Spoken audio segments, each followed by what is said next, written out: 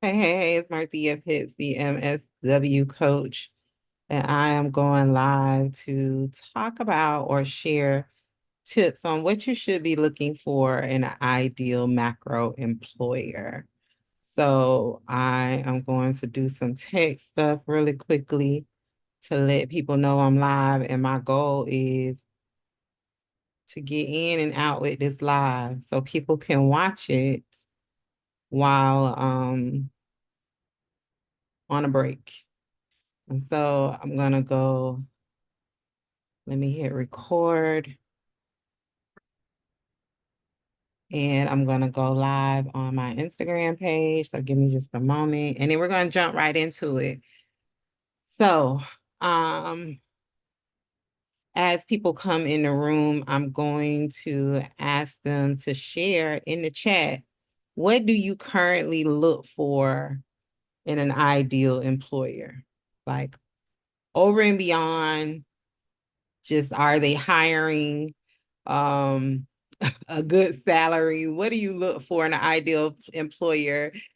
Hey, Balance, how you doing? I'm also live on YouTube, so I'll be looking in two places, but I'm going live to talk about what you should be looking for in an ideal employer. But I first want to know, what do you look for? Like when you are job searching, what are your requirements other than, are they hiring? Is it paying good based on what your definition is good for you? And is it a remote job? What do you look for in an employer? How do you vet employers?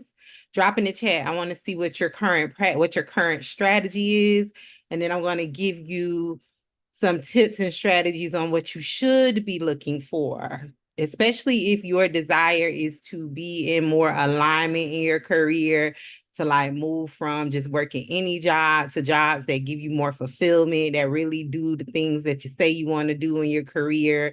The whole reason, hey, how are y'all?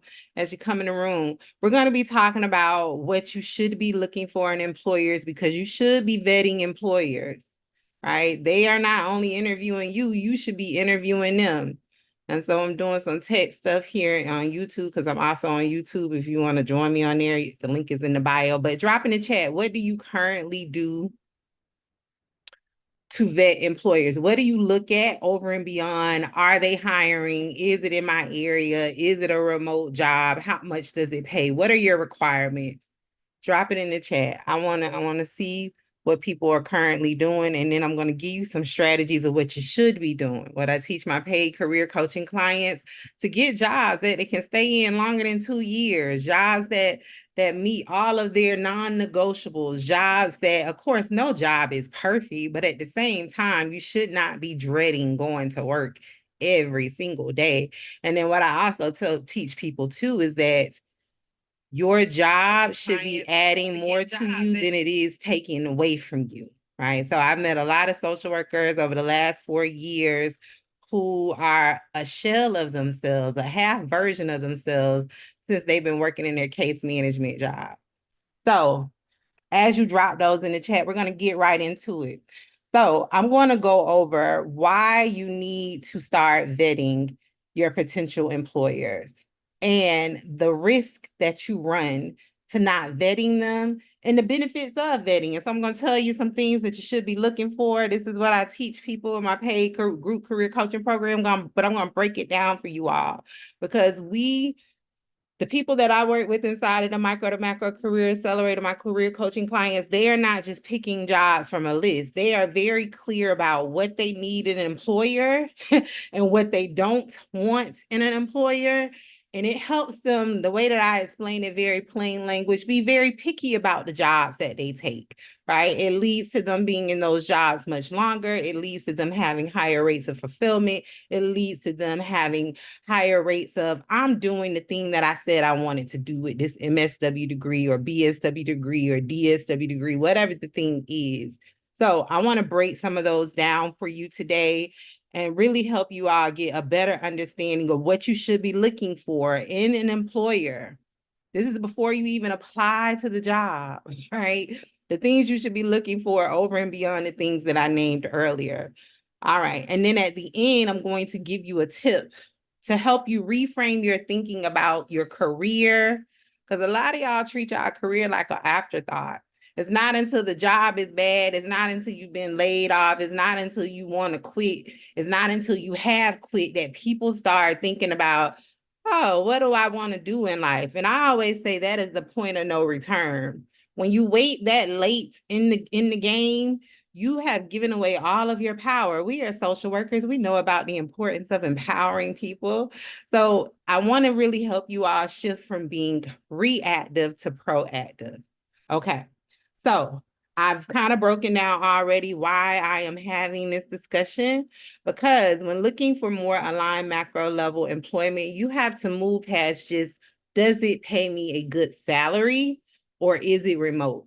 You have to look at what you need holistically to develop, right? And when I say holistically, you need to look at, what do you need in your professional life, in your personal life, right? What do you need over and beyond a salary? Of course, we need good pay. And even with that, you need to be clear, how much do you need? A lot of people don't have a number. They just take whatever is offered. They just apply to whatever is offered, whatever looks good on paper. But you may need to sit down and run your numbers. How much does it cost you realistically to live each month? How much does it cost you? How much will it cost you to realistically live the life that you want to live? Where you are not what I used to call back in the day, chasing a check, right? Borrowing money from one place to cover another thing. What will it take for you to live the life where your bills are on auto pay, where you have your groceries delivered and you fly first class, right? What does that look like for you? You need to figure out what your number is. Another thing that you need to figure out is, when I say holistic, is you need to develop some type of criteria over and beyond your salary. Does your employer need to be invested financially in your professional development? Like, do you have aspirations of going back to school, getting another degree, getting a certification, getting a licensure? Do they need to be investing in that? And when I talk about investing, I want to be clear, I'm talking about on the highest level possible. I'm not talking about where you're working $40,000 jobs and you're working 50 hours a week for someone to cover your supervision clinical hours, because I heard y'all be doing that. I didn't even know it was a thing. That's not what I'm talking about.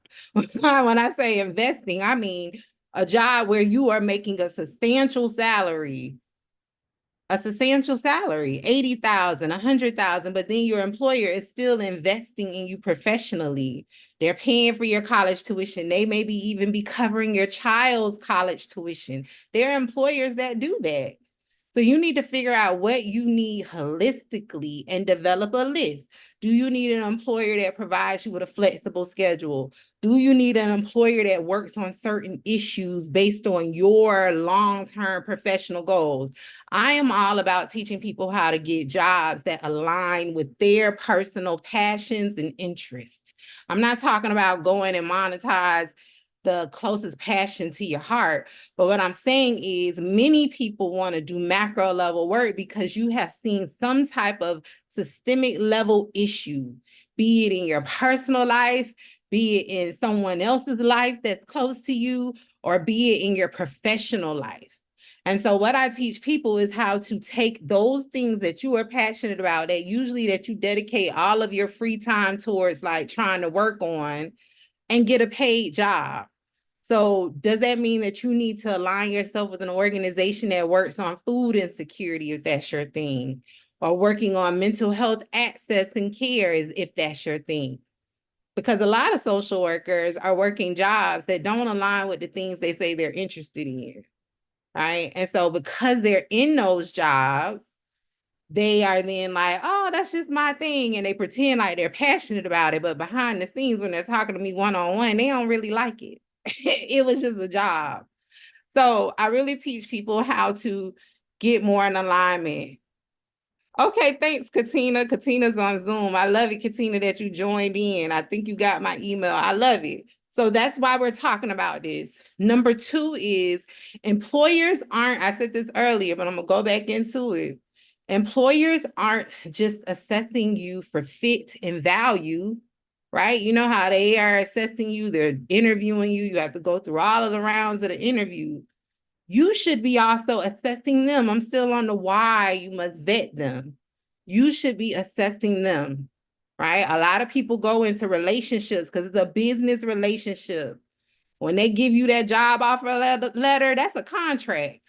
You all are in mutual agreement that you all are going to be working together and you will have some type of common interest on something, right? So you should be assessing them to determine, do they align with the things that you said you wanted to do?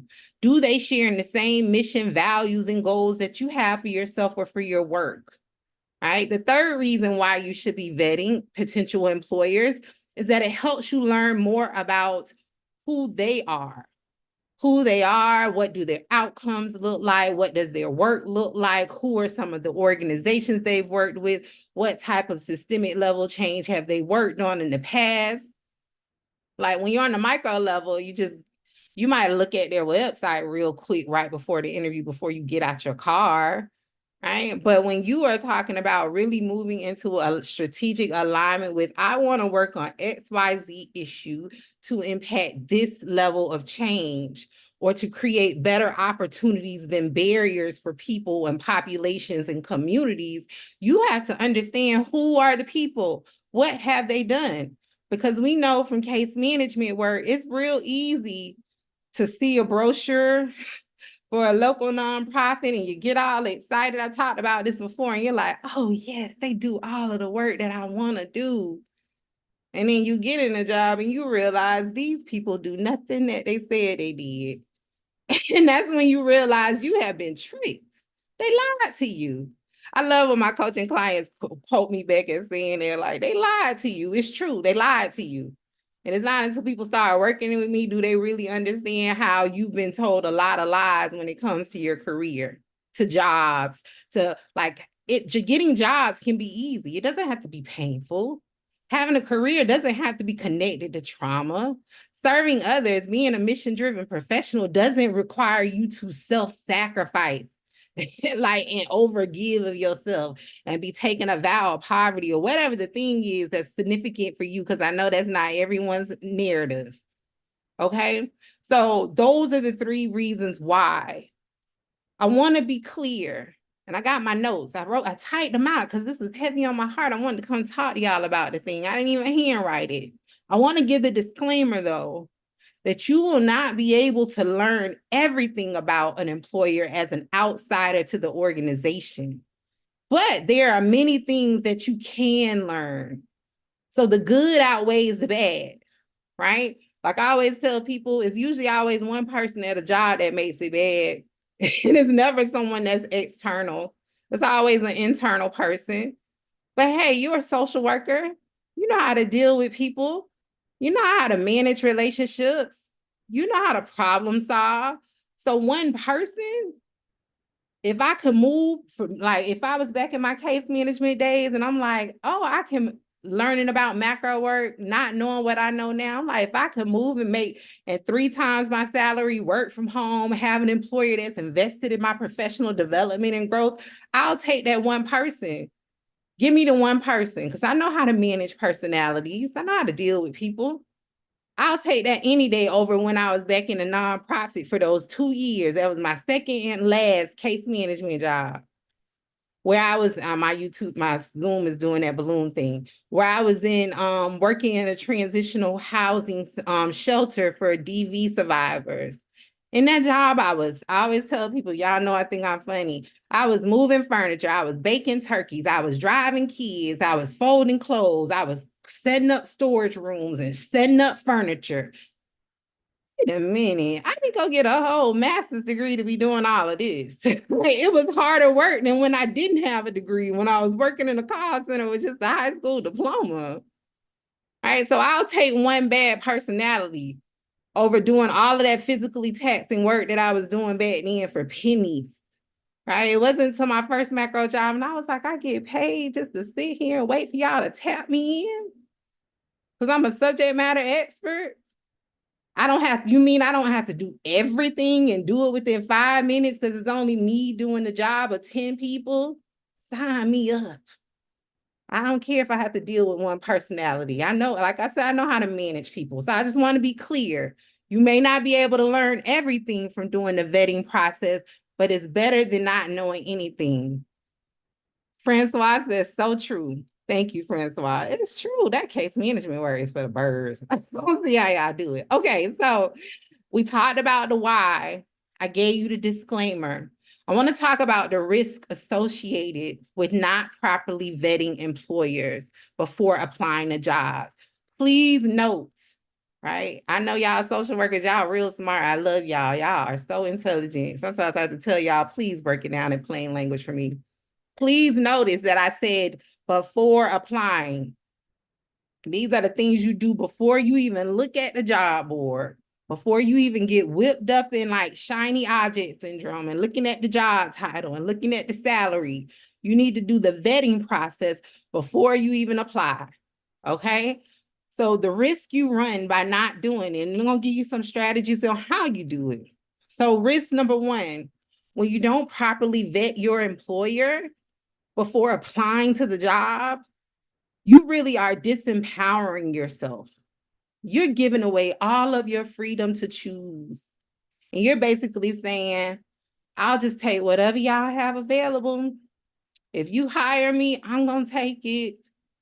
And that type of attitude in your career does not get you where you want to be. Many of you, and I can say this without even knowing y'all, without ever seeing you in real life, all of you are stellar at what you do. And my career coaching clients, I see them on the live. They know I have these conversations with them one-on-one. All of you are great at something. You are phenomenal at something, right? And that thing that you have that makes you great at that one thing really should be in a bigger setting, right? I know we come out of our programs like, I'm going to do this type of work. But a lot of you are not thinking big enough. You're not thinking big enough. You have yourself in this little bitty box. This is why you feel so much uneasiness in your job. This is why you sign up for all of the volunteer stuff. This is why you volunteer inside of work, outside of work. You do all of the unpaid things because you're not using your full potential. You're not really tapped into all of the expertise that you hold. So when you just apply to the first job that's available without looking into the employer, without checking off on your non-negotiable list around what you wanted, you are really putting yourself at a deficit. You're not taking full control of the opportunity, right? Just like when you chose your MSW degree, you chose that program. It wasn't the first thing available. It wasn't the only thing that was available. It was other majors to pick from. You chose it. Your job should be the same way, and it can be the same way. Okay. So then the second risk that you take when you don't vet your employer, YouTube, y'all gonna get those balloons because it doesn't like when I do the peace sign. And so the second risk that you take is you end up working jobs that cause you moral injury, that cause you physical, mental, emotional, and financial harm. And when I say financial harm, I'm not talking about salaries. What I'm talking about is everybody has worked that job, nonprofit, social service, school, my school social workers, medical social workers, wherever you work, everyone has worked that job where you had to pay for some stuff out of your own money to do the job. I'm gonna give you the example of, again, that DV shelter. It was lots of times I had to pull out of my how much was I making? 45,000, I think. 43,000. I had to pull out of the little pennies that I had and pay for some stuff to do my job and to serve my participants. What? That's financial harm. I'm being exploited. I already wasn't making enough, so I had to work 2 and 3 extra jobs. And then on top of that, I had to use the little money that I had to do my job and to do it effectively, to really meet the immediate needs of the people that I was serving. That is not right. And then on top of that, it got to the point where I didn't feel like fighting. Literally, I felt like I was fighting professionally to get my mileage reimbursements. One month they would be able to cover mileage reimbursements. The next month they couldn't do it because they didn't financially have it in the budget. I just got tired of it and just chopped it up like y'all could just have the mileage. You are working a job to be paid, to be compensated. Your job should be adding to you more than it is taking away from you. Okay, so I got on my box about the financial piece because I'm not talking about salaries, because all of you at least one time have paid for something out of your pocket. You went to the grocery store and bought snacks for the meeting, for the education groups. You went to the grocery store and bought snacks for your counseling participants. My school social workers, y'all have bought some school supplies a year or two. All of that stuff, that's financial harm. But let's talk about moral injury. A lot of you have worked jobs where you're doing stuff that you do not ethically as a human being agree with. That comes from not properly vetting your employer. Like for me, let's go back to the nonprofit I worked at. That came from me not properly vetting in that specific area. Because at that time, my need that I had professionally and personally was that I needed a job that provided me with a flexible schedule so I could take my daughter back and forth throughout the school day, transport her back and forth throughout the school day, because she created the education goal in middle school to do dual enrollment in 11th and 12th grade. So at that time, everything else for me was null and void as long as I had a flexible schedule. I could come and go as I please. I had to manage multiple sites, so that meant that I was driving past her college every day, as well as her high school. So it provided me with opportunity because I wasn't in an office where I had to be 8 to 5. So for me, the mileage was, y'all can have the mileage. That ain't a big deal. As long as I could keep going back and forth 11th and 12th grade and taking my baby because she wanted to be a classically trained pastry chef, that's a win for me. That was high on my needs. However, when I moved out of that job, my non-negotiable shifted. So when I started applying for macro jobs, because my next job was a macro job, my things that I looked for were different. So again, you want to make certain that you are not doing things. Let me go back to moral injury, but I wanted to get it as an example. You want to make certain that you're aligning yourself with organizations whose work you believe in, not just the work, but how they do the work. It shouldn't be causing you physical, mental, and emotional distress. It should not. One of my coaching clients, she's on the IG live. I'm not going to call her out. I never call people out without like their permission. But we have an inside joke. When I first met her during the get to know you chat, I said she had smoke coming out the top of her head because she was so burned out from her job. Like I could visit, I could see it. And she didn't even, all she said was hello. I was like, oh my goodness, you are in distress. Fast forward 3 months later, she's now gotten a different job. She's left that high stress medical social work job, and she looks like night and day. She talked about yesterday about, am I supposed to be this relaxed? Now I listen to jazz and I take naps.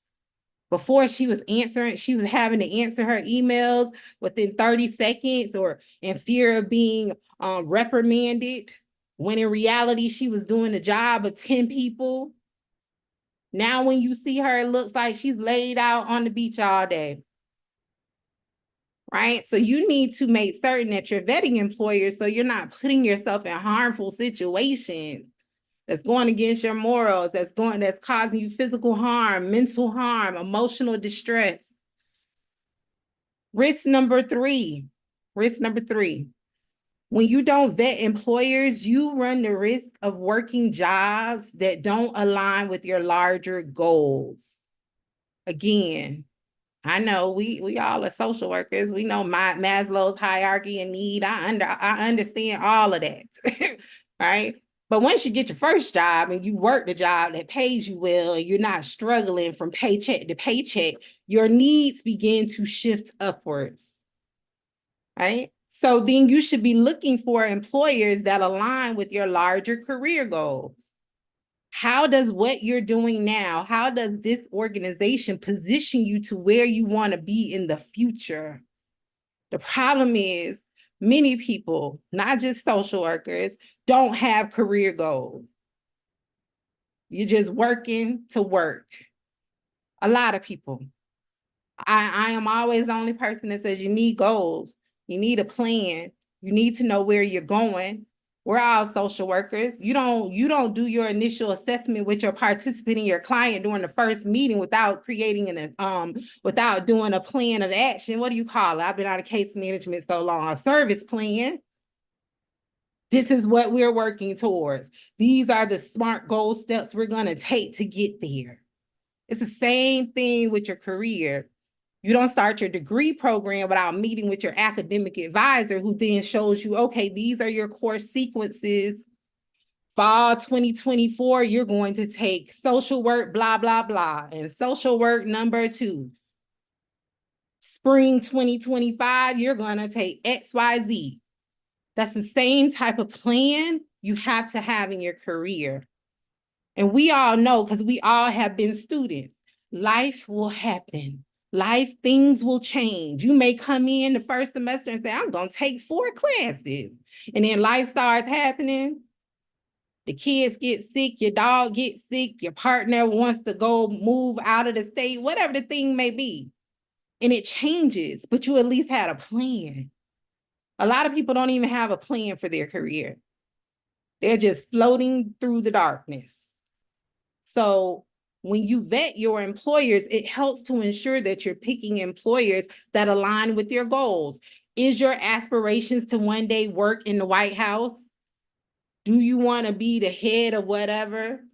Okay, you need to be aligning yourself with an organization that gives you access or opportunities to work with people that do policy work in DC. And that leads to a whole nother conversation. Y'all love to only hang with other social workers. When you're talking about getting into macro spaces, you got to go outside of social workers. And that's what I teach my coaching clients, because they are quick wanting to say they want to go to those social work events. You need to meet other people. You need to talk to the people who do the work that you want to do.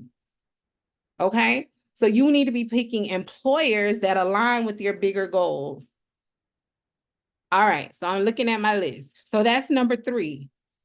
Now I want to get into, wait, let's stop for a moment.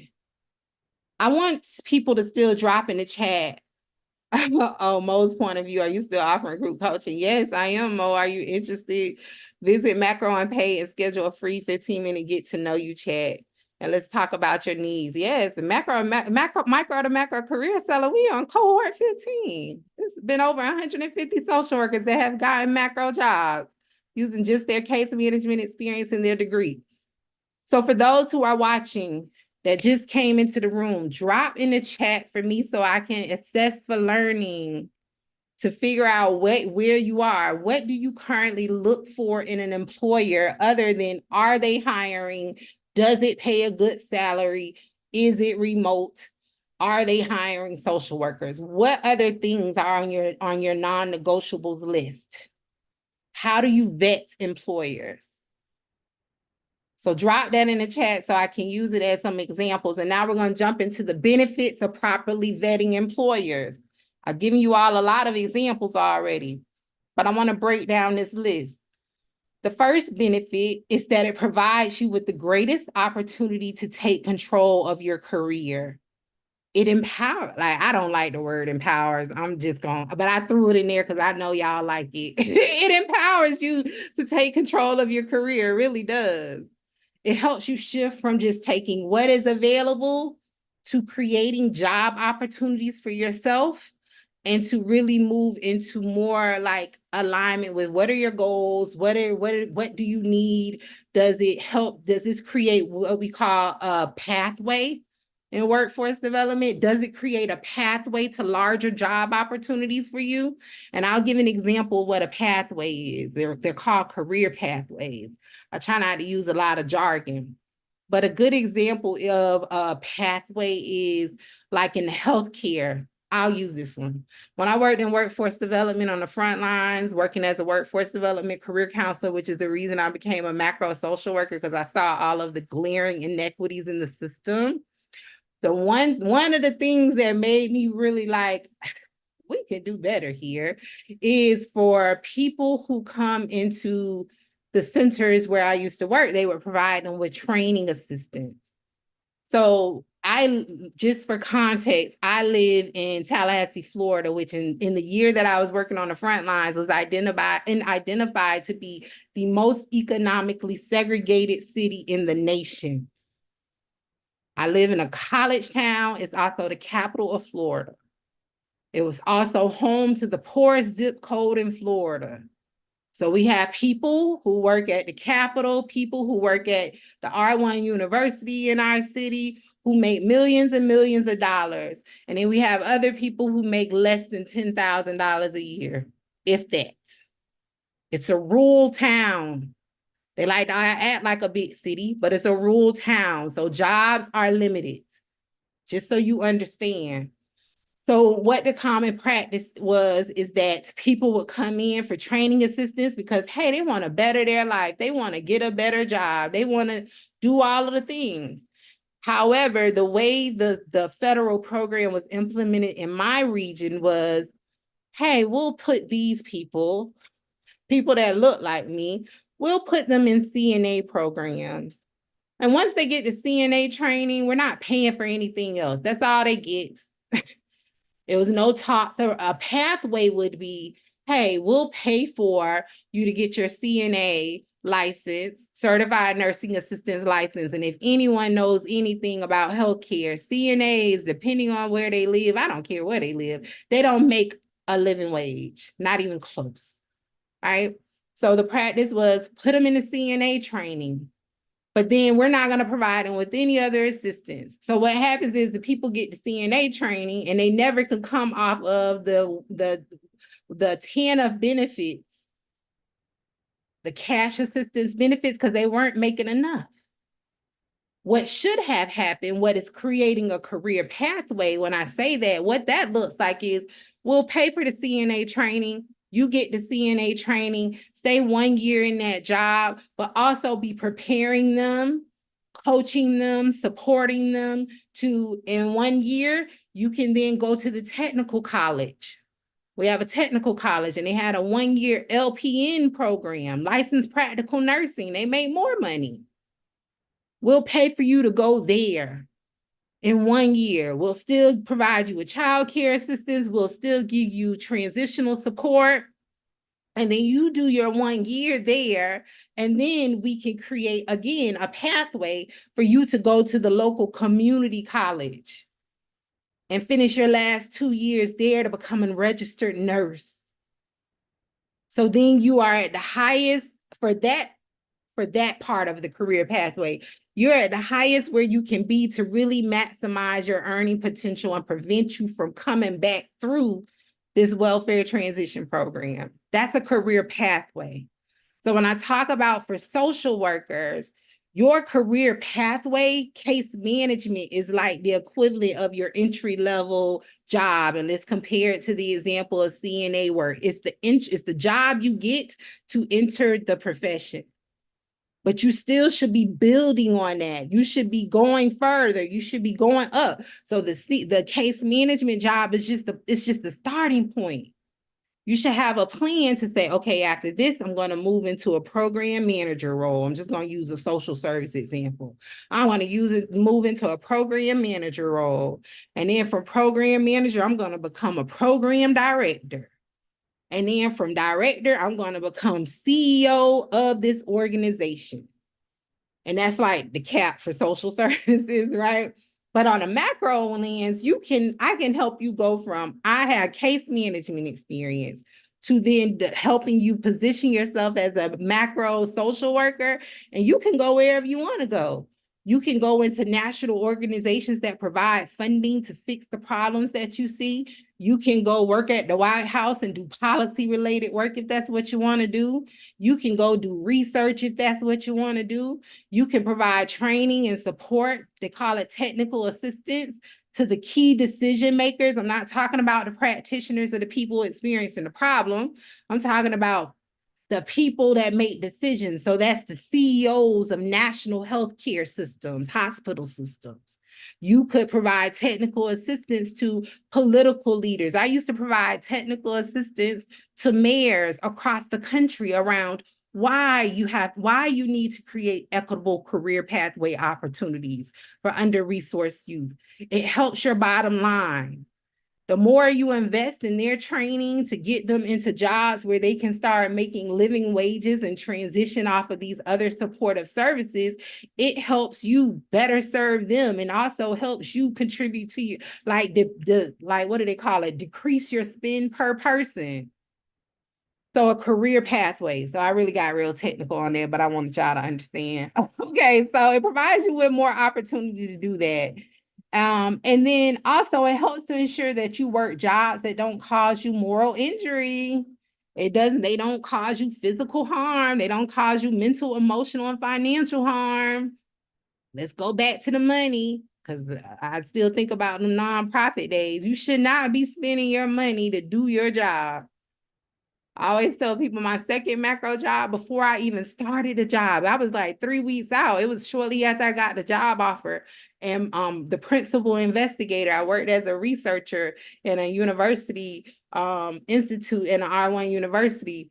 And the principal investigator, the director, the executive director, she emailed me and was like, "What supplies do you need?" I was like, "What supplies do I need?" She was like, "Whatever you need, just let us know. We'll order it."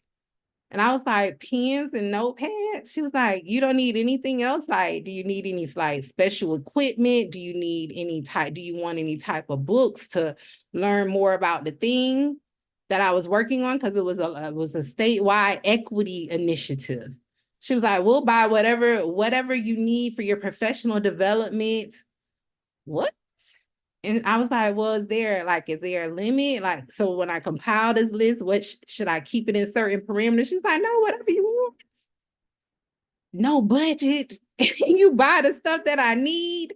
And I was really over the moon when I started the job and the people gave me a Surface. What do they call it? A Microsoft Surface, the laptop, the Surface One, Surface Pro. What? I met a social worker a few months ago who had to use her own personal laptop to do her job. And she worked fully remote. Her job didn't even give her a laptop. So yeah, properly vetting employers helps you take more control. It helps ensure that you're aligning yourself with organizations that do the work you say you want to do. The third benefit is that you end up working jobs that support your larger career goals. And I talked about this because at some point, usually sooner than later, you will want to shift from the frontline work to more advanced level work, right? Case management is all fun at first until you get a little older. You're like, "I have had enough. My energy is shifting." It's usually like after the first few years there, I say 2 years. You're like, "I've had enough of this now. I want a job where I don't have to like physically do the thing." Like your energy slows down a little bit, but then also your interest increase. Right? At first, you're just interested in serving the people. That's why it's a special type of social worker who's interested in macro level work. I say you have experienced the paradigm shift. You understand that these people need something way deeper than what we're giving them. Right? So when you start having those realizations, when you start talking differently than your colleagues who are like, "Oh no, all they need is a bus pass." You're like, "No, they need more than that." Or when you start talking about like the systemic level issues and the root causes and how you want to address the thing and how your organization should do more of that, that's when you know that you need to find a job that aligns with your higher level thinking, because that's the sign that you want to do a more advanced level of work that is more impactful, where you can create solutions to the problems you see impacting people rather than triaging them. So let's see, Instagram got some comments. Okay, Instagram, y'all chiming in. It took y'all a little while to warm up. Julian says, I struggle to find roles that would be a good fit for me between case management and a manager supervisor role. Anchored, I like policy work. However, living in Rhode Island, I feel that I'm always in a position to have my creativity and growth limited. True gatekeeping. Okay. Yeah, it's because you most likely, for the both of you all, and this is the stuff that people don't want to talk, like people don't really want to talk about it, but a lot of that stems from not having clarity, right? Yeah, you can say you want a policy job, but on what issue, right? And then if you are doing the vetting of the organization, you will find your people. They are out there. And when you find them, it's such an exhilarating moment. I love when my coaching clients have that, when I teach them my process of properly vetting employers. Like I just experienced that yesterday with one of the social workers on the Instagram Live.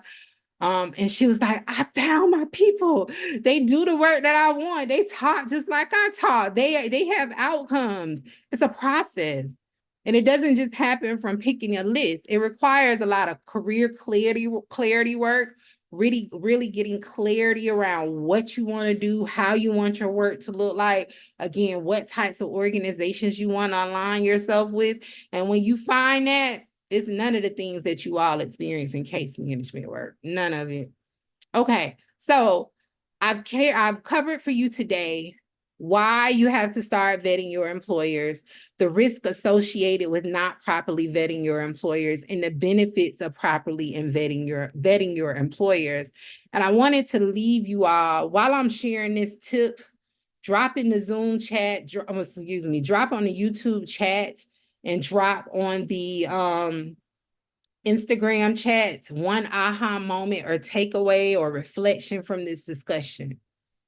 This helps me understand what you got from this conversation today. So drop in the chats. This is a requirement for everybody. This is how this is a relationship here, right? We're building community. Drop in the chat one aha moment or takeaway or reflection. Okay, Julian says career clarity. I love it, Julian. While you all are dropping that, I want you all to carry this in your front pocket. It's the career tip for today. Stop treating your career like an afterthought. And I wrote out some examples so you all can understand it in your professional expertise area. So for my medical social workers who educate patients all day about how to decrease their emergency room utilization rates and the importance of going to their primary care physician appointments, it's the same thing when it comes to me talking to you all about your career. Many of you treat your career like an afterthought. And then by the time you reach out to me, it's like you want me or whoever you reach out to, you want them to fix it all in 30 minutes. It doesn't work like that. There are preventative things you should have been doing before you got to the point of no return. Another example, for my clinical and non-clinical social workers, backburnering your career, not thinking about your planning, not doing your career clarity work, not properly vetting your employer. This is all a process. You don't do it when applying for the job. You do it months, years before. But for my clinical and non-clinical social workers, treating your career as an afterthought is the equivalent of you having to address 10 to 20 years of problems for someone in one appointment. So they're coming in, they want you to heal all of their childhood trauma in one 30-minute session. It's impossible, right? It's impossible. For my school social workers, it's the equivalent of trying to help a student increase their levels in all of like their developmental educate grade level milestones that they didn't get for the past 5 to 15 years in one day. It's impossible. It's a process. They're supposed to get certain things in preschool to make them kindergarten ready. Then when they're in K through 5, they're supposed to be getting educational milestones that prepare them for middle school. Middle school prepares them for high school and beyond. Your career is the same thing. Okay, Sam, alignment between myself and the employer. I love it, Sam. Let's see, Mo's point. I second those qualities in an employee in an employer. Okay, Katina says work-life balance, opportunity to grow and develop professionally. I love it. Look at y'all spending time talking about your career. These are the things you need to be doing 1 hour a day, 1 hour Monday through Friday, whenever you work. Okay, so I gave those examples, but that's how I want you all to start thinking about your career. It's a process. It doesn't come from just from applying to a job or getting a resume rewrite or looking at a job title list. It's a process. You need to be working on this every day until you are where you want to be. Okay. So the tip for today is it's a process. You need to be spending time, intentional time with your career so you can take charge. And so I just want to say, one, thank y'all for joining me. I'm going to try my best to go live all this weekend around 3. Don't hold me to the exact time, but I'm going to go live around 3 every day this week because I want to bring a different topic to you all. And also, someone asked earlier about my full group career coaching program. It's enrolling. We working. We meet every Sunday. But right now I actually have one-on-one career strategy sessions available. So if you want a career strategy session, if you want to get clarity, I have a framework to help you with that. If you have an interview coming up and you want to prepare for it, schedule a session. If you want to figure out what jobs you should be applying to based on your experience, schedule a session. If you want to schedule a session to figure out how to identify macro employers based on your interest. So if you're interested in anything under the sun that you see as an issue, I can help you find those jobs and then identify what experience you have to get those jobs. Schedule a session. I don't offer one-on-one strategy sessions year-round. I'm only offering it this week until the slots are gone, and then the price goes up on Friday. I already had quite a few social workers. I released them on Friday. I was meeting with social workers on Saturday. I helped someone on Saturday get ready for an interview, tailor their resume, learn how to pitch themselves to macro employers. Because if y'all going into interviews with macro employers talking about managing a caseload, you're doing it wrong. If that's on your resume, you're doing it wrong. If your job search strategy is, I only apply for jobs with social worker or MSW degree in the job requirements, you're doing it wrong. You need help. If you're not clear, if you walk around and say, I just want to do policy work, program management work, health equity work, you're doing it wrong. You're not clear and specific enough. You need career clarity work. And I can say this without a doubt, ain't nobody better than me when it comes to career clarity. I take all of the stuff I've seen in the last 20 years and I can synthesize what you say you are interested in and then teach you how to identify those job opportunities in the job market. And it's not always policy jobs, but I know that's the only jobs you all really only know about. Right? So if you're interested, click the link down in the comments on Zoom, in the description on Zoom, schedule a session. You can meet with me as soon as today to early tomorrow. The price goes up Friday. I now offer Afterpay. I just recorded a whole podcast episode with Wandisha. She took advantage of the last time I did these strategy sessions back in March. And from that 60-minute career strategy session, she got 2 macro interviews and 1 macro job offer in 30 days after meeting with me. I'm going to release her podcast episode tomorrow. And she will tell you in the interview that she could not afford to pay the full amount for the session. She's the only person that I've taught with in the last 4 years since I've been on the social work internet streets who have contacted me for a payment arrangement. Because she asked, I was like, yeah, let's do it. because I'm committed to helping more change makers get into these jobs to impact larger change, to address the issues you see every day in your work. I was like, yeah, let's do it. A 3-figure investment has resulted in her getting a macro job that is paying her significantly more than what she was making. And she's now doing the work that she always wanted to do. She was seconds away from taking a volunteer opportunity to get experience. And I'm like, you already have the experience you need. You just need, I'm going to help you identify what you can use to get the job you want. She took the play that I gave her and got the job. So when you all look at my prices, you all are looking at the price from, oh, I don't have it. But what you need to be looking at is, what is my return on investment? You're going to get something. Right? Now, what you do with it is up to you, which gets into a whole big conversation around confidence. And maybe that'll be the topic for tomorrow, how you can start working on your confidence. Because if you don't do anything with it, it's because your confidence is not where it is to be to get the job that you say you want. A lot of people publicly say they want a thing, and I'm like, okay, do this, do this, do this, and do this. You have experience in this, this, and this, and they sit on it for 3 months, 4 months, 5 months, 6 months. And then when they've built up their confidence, when they've done their required internal work, and they go start hitting apply on the jobs, they get the jobs. Wow, look at that, it worked. But you also, you have to shift and understand that it's not just the applying to the job, learning how to write the resume. You have to do the internal confidence work.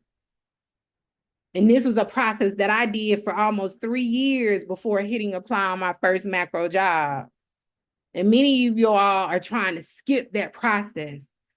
And what happens when you skip that process, because I've seen it with people who I didn't work with, but I just observed from afar on the internet, they retreat, right? They get the glamorous policy job that everyone loves. They get the write-ups in like their school newsletter for being an alum that broke into policy. And then when I go look them up, because I see it late, and I go look them up, they're back in case management work. I said, oh, they didn't do their internal work, so they retreated. It's very real, right? It's very real. That's why I work with my coaching clients on all of the things, the non-glamorous stuff. We do more work on the confidence side than we do on the strategy. I can teach anybody to get a job. I've done it for the last 10 years. I don't care who you are, where you work, what type of degree you have. I can teach you how to get the job. But if you don't have the confidence to support, to take the action that I'm giving you, you won't do it. You won't do it. I always tell people the story, like 10 years ago, Marthea, I would never be on Beyonce's internet talking to y'all the way that I talk to y'all. But I did my work, my inner confidence work. So that's the non-glamorous side that people don't want to talk about, because they think I just need, no, you need a lot of other stuff. So this is good. If y'all want to schedule a strategy session, schedule one. The link is down in the comments. Thank y'all for making time for your career. This is a win. You all left with so many takeaways. Oh, Mo's point said facts. Yes, Mo. And Katina says, this should be required class in schools, BSW, MSW. Yeah, bring me into your class. Okay, let's see. Oh, Mo's point says, what does the group coaching session entail? So the group program, good question, Mo. So the Micro to Macro Group Career Accelerator, Micro to Macro Career Accelerator is a comprehensive program. So what I work with you on is getting clarity on what it is that you want to do based on your personal passions and interests. I help you figure out what you want your work, your day-to-day work to look like, right? Like I said, when people come to me, they're always like, I just want a policy job. And that's because it is not you all's fault. That's because you only know that is the only area of macro work there is, but there are so many other aspects. So inside of my group career coaching program, I teach you the different aspects of macro level work that's being done by not just social workers. Macro work is done by every profession.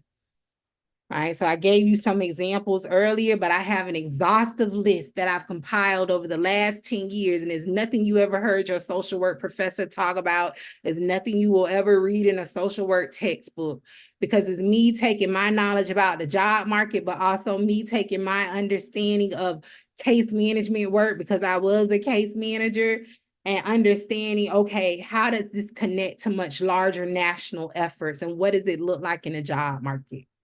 So I help you get clarity based on those things, but also align it with the population and issue that you are most passionate about. So let me repeat that. I help you take your personal passion. So let's say you like the arts. On the weekend, you love going to the art museum. You love painting. You love music. But also, you are passionate about doing equity-related work.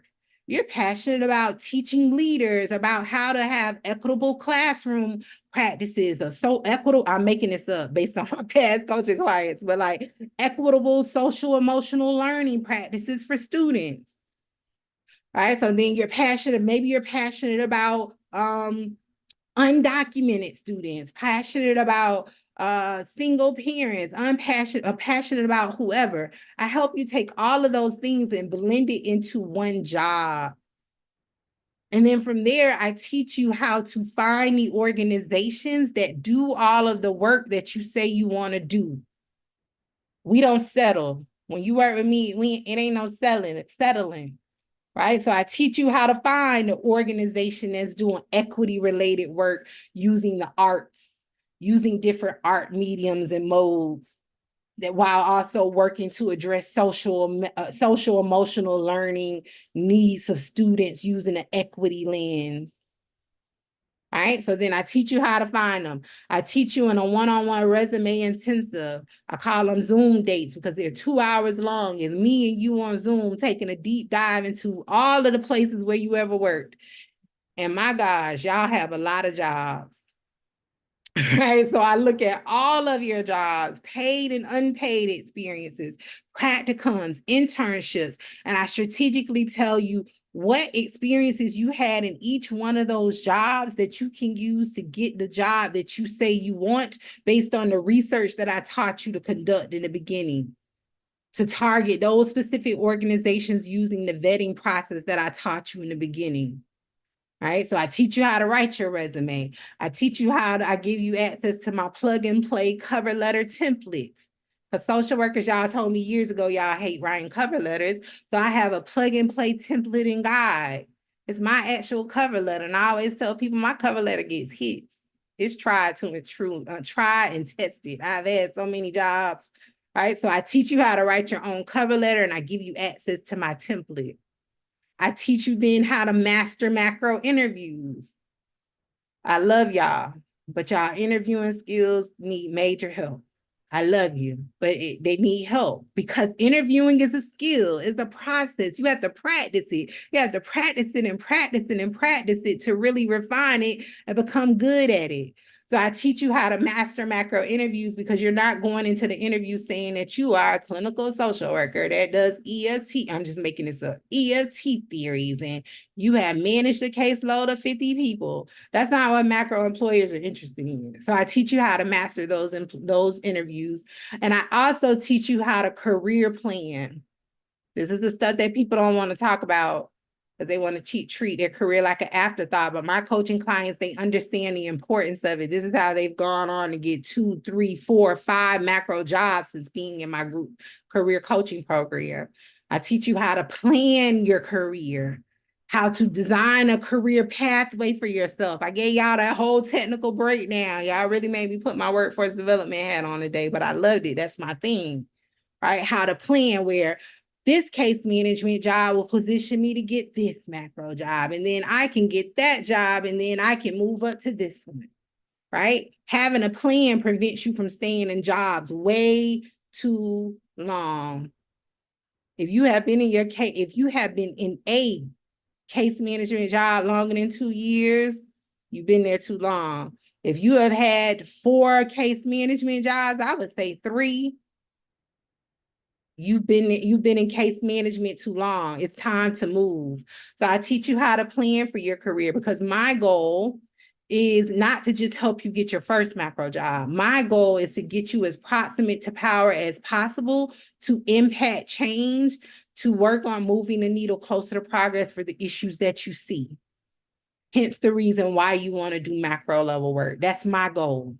All right. So I have people who came in and they were in a certain type of macro job. Now they are literally at the top 5% in their area of expertise, philanthropy space. I have someone who went from being on the employee assistance hotline before working with me, fresh out of their MSW degree program. Now they're being recruited by Harvard and other major universities and flown out for interviews.